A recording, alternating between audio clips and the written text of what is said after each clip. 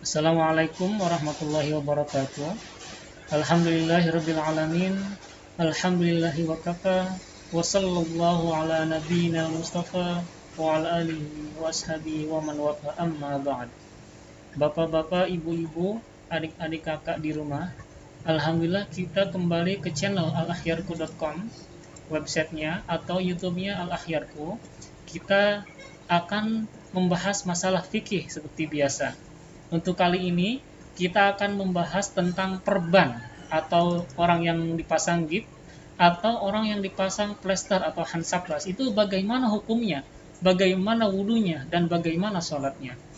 Seringkali terjadi di kita orang kecelakaan, kemudian tangannya digip atau kakinya digip atau dipakaikan perban atau dibelikan plester. Itu gimana? Nah, secara umum orang yang diperban dan sejenisnya, yaitu gip ataupun plester, secara umum menurut madhab kita, madhab Imam Syafi'i, mereka itu wajib mengulang sholat jika tidak memenuhi dua syarat. Yang pertama, mereka memasang perban atau plester atau gip belum wudhu. Ketika memasangnya belum suci. Dan yang kedua, memasangnya, memakainya secara berlebihan, tidak sekadar lukanya saja. Secara garis besar seperti itu, karena kita madhab Imam Syafi'i. Jadi, madhab kita Imam Syafi'i itu berat. Bagi orang yang luka diperban atau digip, misalkan digip selama 1 tahun, 6 bulan, 1 bulan, itu berat apabila harus mengulang salat lagi. Nah, untuk itu, seperti biasa kita akan membahas madhab Syafi'i juga madhab selain Imam Syafi'i, karena tentunya kita boleh menggunakan madhab selain Imam Syafi'i asalkan tetap madhab Imam yang 4. Yang pertama, madhab Syafi'i. Menurut madhab Syafi'i, orang yang diperban itu dikatakan ashabul jabirah. Siapa ashabul jabirah? Itu adalah orang yang terluka, kemudian lukanya diperban atau digip atau diplester dengan tujuan lukanya itu agar cepat sembuh. Itu namanya ashabul jabirah dalam fikihnya. Nah, ashabul jabirah menurut Imam Syafi'i itu dibagi 3. Ada yang lukanya di anggota tayamum, yaitu di tangan dan di wajah. Ada juga yang lukanya tuh di anggota wudhu namun selain tayamum.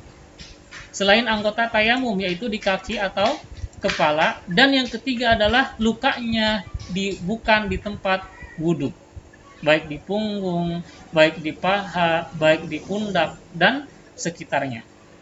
Nah, untuk yang pertama, yang apabila lukanya di anggota tayamum, yaitu di tangan dan wajah, maka menurut Imam Syafi'i itu wajib mengulang salatnya meskipun memenuhi 2 syarat. Tadi sudah kita bahas, apabila orang diperban atau digip atau diplester, maka dia wajib mengulang sholat bila ketika dipakai dia belum suci atau memakainya secara berlebihan. Nah, khusus di tangan dan wajah, menurut madhab Imam Syafi'i, meskipun dia memakainya sudah wudhu atau memakainya sekadarnya saja, tidak berlebihan, itu tetap wajib mengulang sholat. Ini berat sekali, khususnya bagi orang yang digip sampai sebulan, yang diperban sampai berbulan-bulan, luar biasa berat. Namun bagi yang ingin mengikuti mazhab Syafi'i, ya memang ketentuannya seperti itu. Alasannya kenapa? Kenapa kok kalau yang diperban tangan dan wajah itu wajib diulang meskipun ketika dipakai sudah suci? Alasannya adalah karena wudhu dan tayamumnya tidak sempurna. Jadi menurut Imam Syafi'i, apabila tangan kita diperban atau wajah kita diperban, maka cara mensucikannya itu dengan cara mengganti wajah atau tangan yang terluka dengan tayamum. Kalau selain mazhab Syafi'i, itu menggantinya tuh dengan diusap, bukan dengan tayamum. Tapi kalau mazhab Syafi'i itu meyakini ya pengganti wudhu ya tayamum, tidak bisa diusap, jadi harus tayamum. Oleh karena itu, misal dia berwudhu di tangannya, maka ketika dia wudhu di tangannya semua diusap dengan air, dibasuh dengan air kecuali yang luka. Nah, lukanya tersebut diganti dengan tayamum. diganti dengan tayamum, berarti kan wudhunya tidak sempurna, tayamumnya pun tidak sempurna. Kenapa tidak sempurna? Karena tayamumnya tuh hanya sebagian kecil aja. Terus kemudian wudhunya pun yang tayamum itu nggak kena wudhu. Jadinya dua-duanya tidak sempurna. Oleh karena itu maka dia wajib mengulang sholat meskipun ketika dipasang perban sudah suci.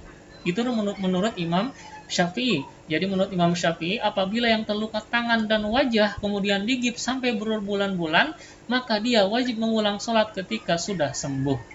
Nah, bagi bapak-bapak, ibu-ibu, adik-adik, kakak-kakak yang di rumah, apabila ingin mengamalkan mazhab Syafi'i, yaitu diulang, silahkan, tidak masalah.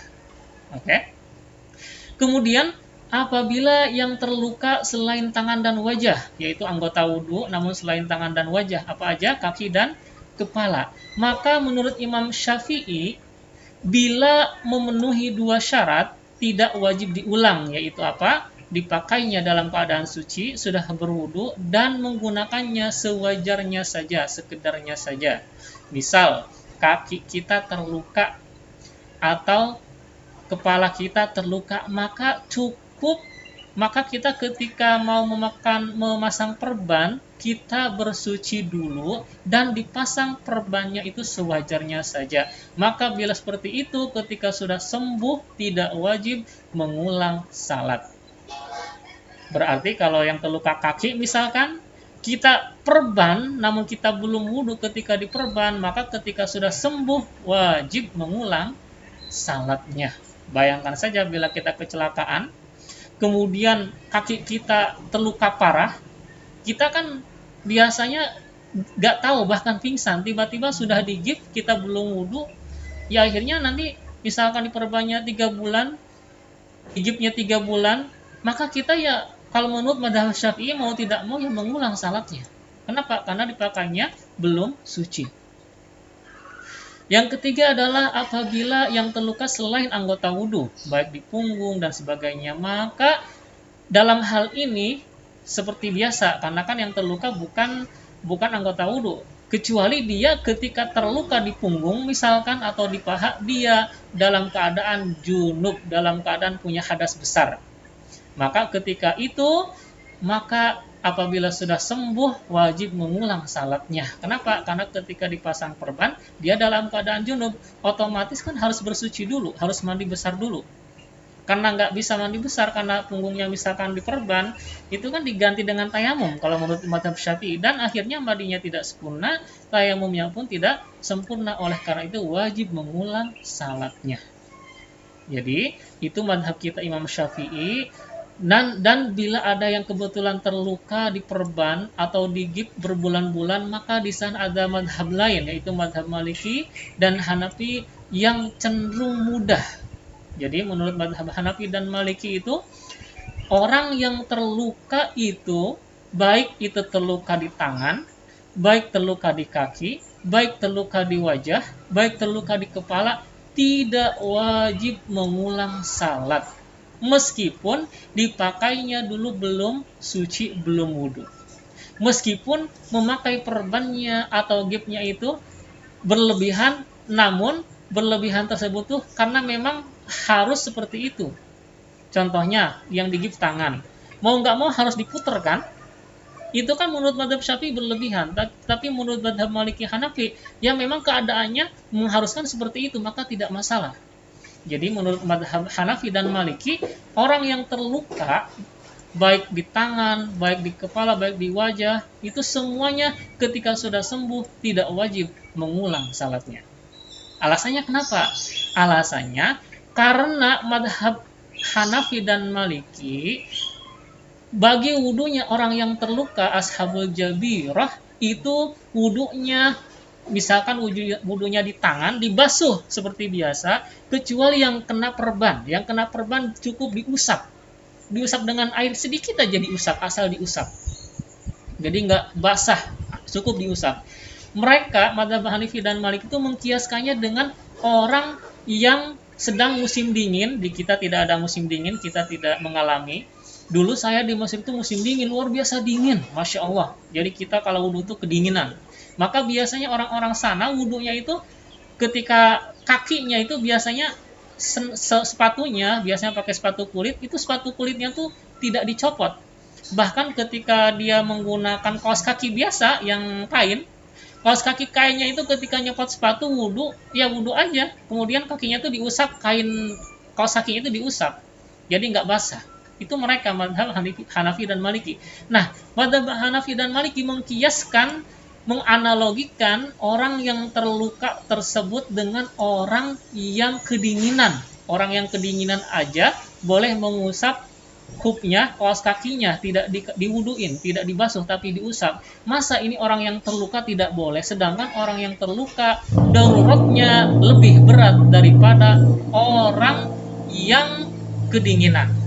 Jadi menurut madhab Hanafi dan Maliki, justru orang yang sedang terluka baik di gib, baik di perban, itu lebih berat masyakotnya, lebih berat penderitaannya, maka jelaslah mereka boleh mengusapnya dan tidak diwajibkan suci sebelumnya. Gitu. Jadi bagi yang sedang sakit, yang sedang diperban, yang sedang luka, maka bila berat untuk mengulangi sholat, misalkan 3 bulan, misalkan 1 bulan, maka tidak apa-apa mengikuti madhab Hanafi atau Maliki. Kenapa? Karena khilaful ulama rahmah. Karena perbedaan madhab pendapat ulama itu rahmat. Nah, kalau kita cuma diperban sehari 2 hari, ya pulang sajalah karena kita madhab Syafi'i. Namun kalau sampai sebulan, maka kita tidak masalah mengikuti madhab Hanafi dan Maliki. Dan saya kira di Indonesia sekarang ini hampir semuanya ketika tangan diperban atau digigit mengikuti madhab Hanafi dan Maliki, yaitu ketika wudhu cukup diganti diusap, dan nanti sholatnya pun setelah sembuh tidak wajib diulang. Demikian. Bila ada pertanyaan silahkan komentar di bawah. Wassalamualaikum warahmatullahi wabarakatuh.